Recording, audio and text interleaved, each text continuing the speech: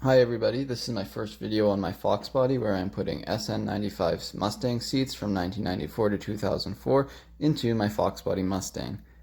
I have done all the work on this Mustang from tearing it down, taking out the windshield, doing all the body work and paint. So if you see anything on this Foxbody that you have questions about, feel free to leave them below and ask me to make a video on it and I will be sure to do so. Please like and subscribe. Thank you. So I'm just going to make a quick video because I didn't see one online about how to get SN95 Mustang seats into a Foxbody Mustang. If you walk up here, you can see I've already got the passenger side in, and the passenger side is really simple, especially if you're not very tall.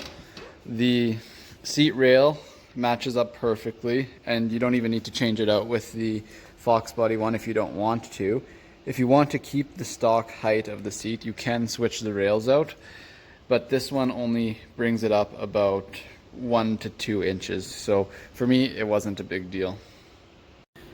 The problem that I ran into when putting in these seats is that the driver's side seat from the SN95 has power, while in the Foxbody it didn't.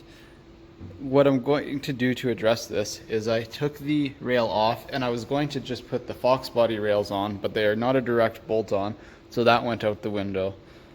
So I'm looking here, and here's the motor and everything for the power seats, and this is where the plug would go into on the proper Mustang. But when looking at it here, you can see these 2 green wires are power wires.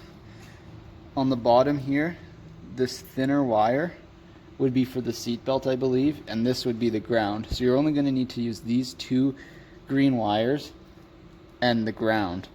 And to do that, you can use bullet type connectors, and I'll show you this once I make it, but you can use these bullet type connectors to go over those prongs there.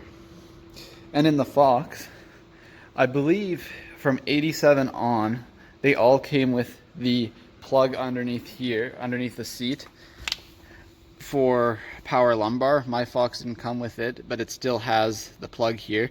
If you don't have this plug, you should be able to use any 12-volt circuit as long as it the amperage will be able to supply the seat. So yeah, you can use the spade connectors on here, and the wire with the stripe is the power wire, and this is the ground. If you're unsure, you can always just use a multimeter to check. Okay, so here I have my wires made up, and I thought I would just show you guys them in case you were going to do this yourself. So here's the ground wire, and you can see on one end I have the bullet end connector, and this is the one that is going to go into the SN95 seat. And on the other end, we have a spade connector, which will plug into the ground on the Foxbody.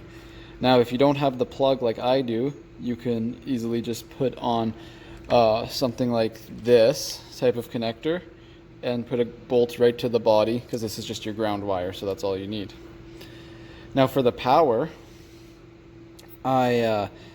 because as we saw earlier, there are 2 power wires on the SN95 seat, so we have 2 power wires, which I joined together with a pigtail down here and used a butt connector to join it into 1 wire, which will go to the power source in the Foxbody. Okay, so now the seats are in the car, and I'll just show you that everything is going to work as intended.